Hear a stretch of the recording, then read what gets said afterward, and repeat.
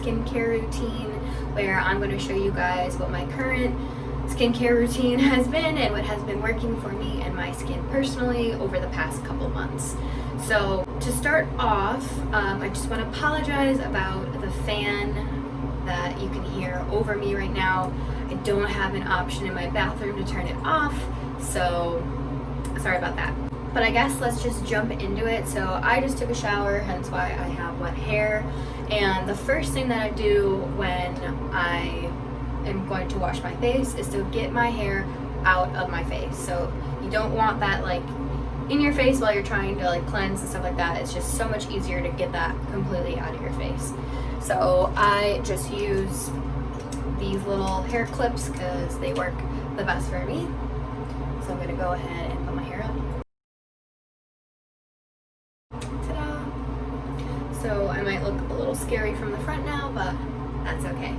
So I don't wash my face in the shower. If you watched my old skincare routine, I kind of covered this, but for those of you who are new to my channel, I wash my face separately out of the shower because 9 times out of 10, the water that you use in the shower is way too hot to be using on your face, and that can cause irritation and dryness. So no matter what I do, I'm always washing my face in the sink just because I have noticed a difference just from that alone.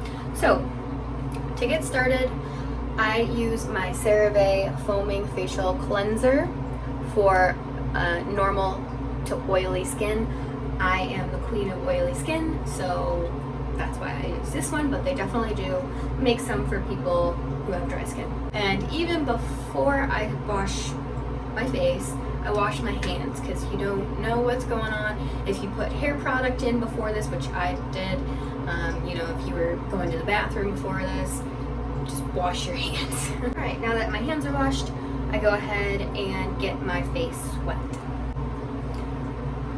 Okay, you can't really tell, but it's wet. So then, go in with my cleanser, and you want to get it foaming in your hands before you put it on your face. So once it looks like that in your hands, then go ahead and wash your face for 30 to 45 seconds.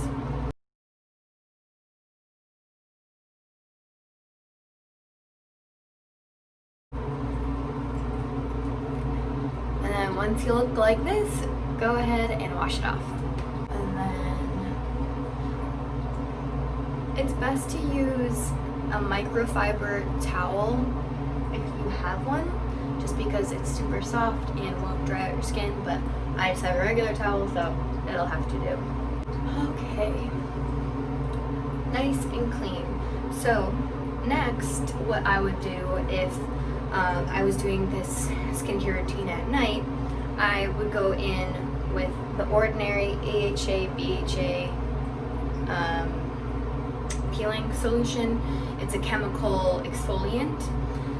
So you want to put this on clean, dry skin, and it kind of looks like you're putting blood on your face, but I just put about, I think, like 6 drops around my face, do a really thin, nice, even layer all around. I'll put this on, and I'll use this when I'm noticing that like I'm kind of breaking out a lot, or if I just feel like I have like a lot of texture and I just need to exfoliate that. That's when I'll use that. I just used it last night, so I'm not going to use it again. And then for that, you want to make sure that you only leave it on for 10 minutes max, and for the following week after using it, be very, very strict about wearing your sunscreen. Oh, and also you're only supposed to use that at most once a week because it is very powerful. Next, the holy grail of all products that I've ever tried is the ordinary, the Niacinamide. Sorry, this will absolutely not focus for the life of me. I have heard wonderful things about this, so I finally tried it out. And basically what this is for is people who struggle with like oily skin, and if you have a lot of pigmentation, which I am the queen of pigmentation, which I talk about all the time on Instagram. So if you struggle having that, like these red spots, this is a pimple, so ignore that. But if you struggle with this type of pigmentation, then I would highly suggest you try this out, because even when I do break out, I notice that it helps with the redness and it helps with the scarring immediately after. Even if like you can't control the breakout, at least you can control what it looks like, if that makes sense. So what I do with this, you take your dropper, make sure you do not touch it to your face. You want to make sure everything is very clean and antibacteria. So I put 2 drops on each cheek as I touch it to my cheek. 1 on my forehead and 1 on my chin. And you want to do this within like 5 minutes of washing your face, just because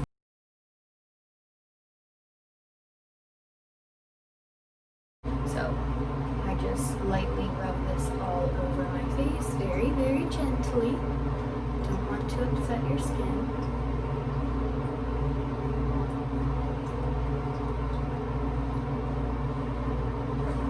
Especially on my problematic areas of my cheek here.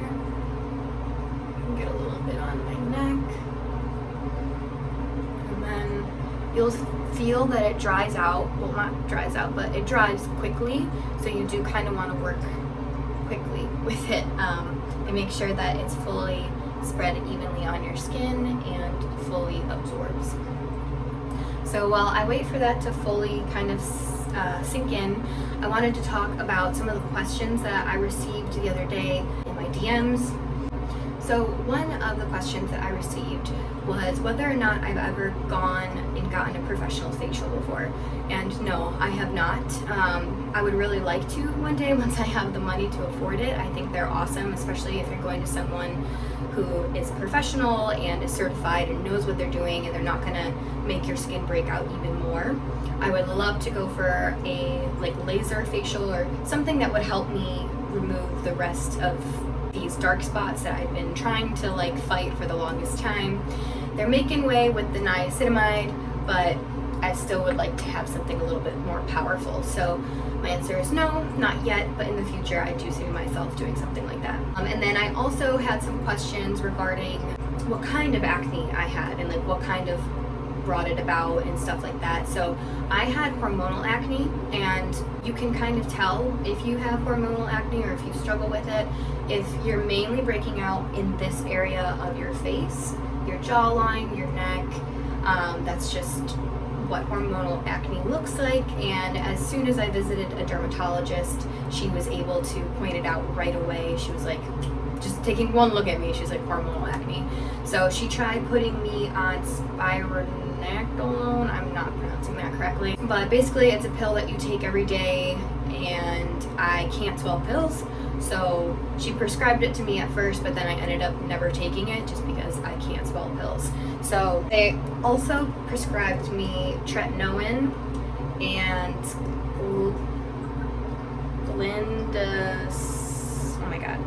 clindamycin. I don't think I'm saying that right either. These 2 dried the out of my skin.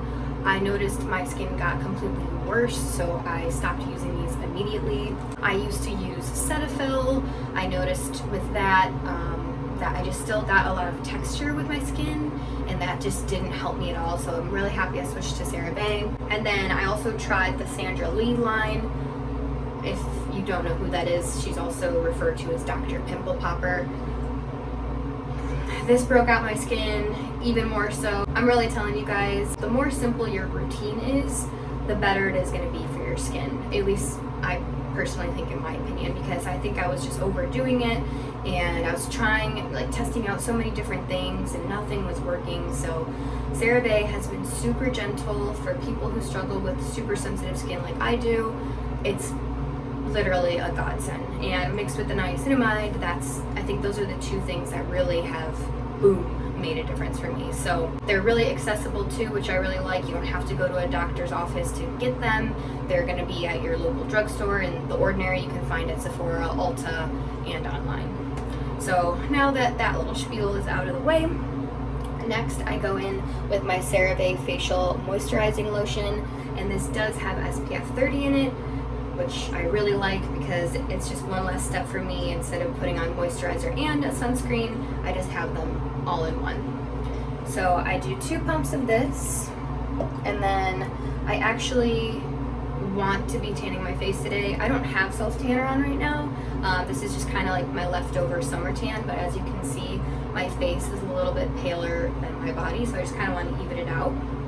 So I'm using my Glow Pro 40% DHA tanning oil drops, and the way that works is, so as you can see, my face moisturizer, you just add however many drops you want. I'm going to do 4, and then you just rub it together and apply like normal or like regular, I don't know. And I've been using this for the past like week, and I have noticed no irritation, no breakouts or anything like that coming from this alone. So it's 1000% Eileen approved for sensitive skin people if you are looking for a face self-tanner, and I really highly recommend it.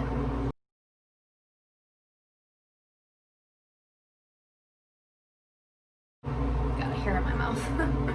Okay, so now that that's in, I'm actually going to take a smidgen of just regular lotion, and I want to put some on my neck, but I don't want to waste my facial lotion just because I'm kind of getting low on it. So I'm just going to do a couple drops on that and apply it to my neck because that is equally just as pale.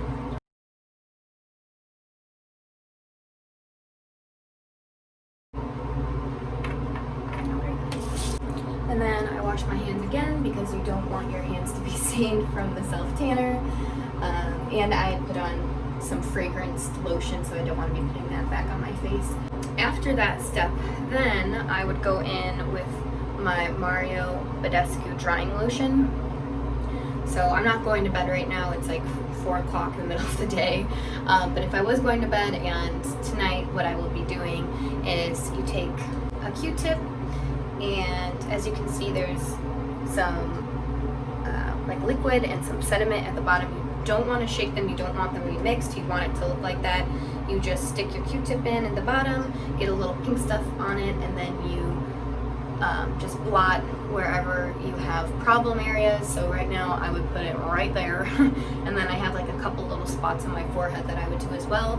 And you can sleep with it. If you just want to have it on for a couple of minutes, you can do that as well, but I find that it works best when I go to bed with it on, and then I wake up in the morning and it's like my pimples are completely gone. At least the ones that aren't super frustrating and like hard to get rid of. So that's pretty much it. And then at the end, at the very end, I go in with my Moxie Cosmetic brow serum, and I put that on. It's really helped with my brow growth. I used to use their lash serum when I briefly had my lashes taken off, but now that they're back on, I just don't know like if they're safe to use or not with lash extensions, so I'm just gonna refrain. But I do highly recommend their brow serum. And this is what their lash serum looks like. It just comes in a bottle like this, and then you just paint it on top of your eyelashes like I kind of did with my brows. Totally forgot, as I was wrapping up this video, a huge part of skincare, at least for my ladies, is how you're removing your makeup at the end of the day. So I use the Garnier Micellar Cleansing Water, and I just use these little cotton pads with it. I know that's not good for the environment. After I'm through with these, I plan on purchasing some Amazon cotton pads. I'll link those below as well. But they're reusable, and I think it comes in like a 12-pack, and then you just wash those and keep using them, so you don't have to be throwing stuff like that into the landfill. But if you're using those Neutrogena wipes, stop. Those wrecked my skin. They are not good for you. Really, any makeup wipes at all are not good for your skin. They're just too harsh, and they tug at your skin, and it can cause wrinkles, and it's just a whole snowball effect. So I swear by my Garnier Micellar water. It's super gentle, it's effective, it gets everything off, and it makes my skin prepped and ready to start cleansing. So just wanted to throw that in there real fast. Other than that, that's pretty much it. I've really simplified my routine and kind of kept it basic just because, like I said earlier, the simpler the better. You don't want to be doing too much to your skin. I know there's some people out there, some skincare fanatics, where they have like these 20-step routines, and I'm like, that's awesome, like that's cool for you, but my skin would be a red tomato at the end of doing all of that. So you have super sensitive skin, the best thing to do is just play it safe, tone down your skincare routine, and keep it simple. So if you learned anything from this video, or if you plan on buying any of the products that I mentioned in this video, in the description box below I have linked all of the products for you, and I actually make a small commission if you use those links because I'm an Amazon affiliate. So right now, as you guys may or may not know, I am unemployed right now, and this is like my main job, and this would be my dream to be able to do this as a full-time career. So that really helps support me. So I appreciate it if you do use those links below. Let me know if you guys have any questions in the comment area. I always answer all of the questions and stuff like that. So that's pretty much it. I hope you guys have a good rest of your day, and I'll see you guys in the next one.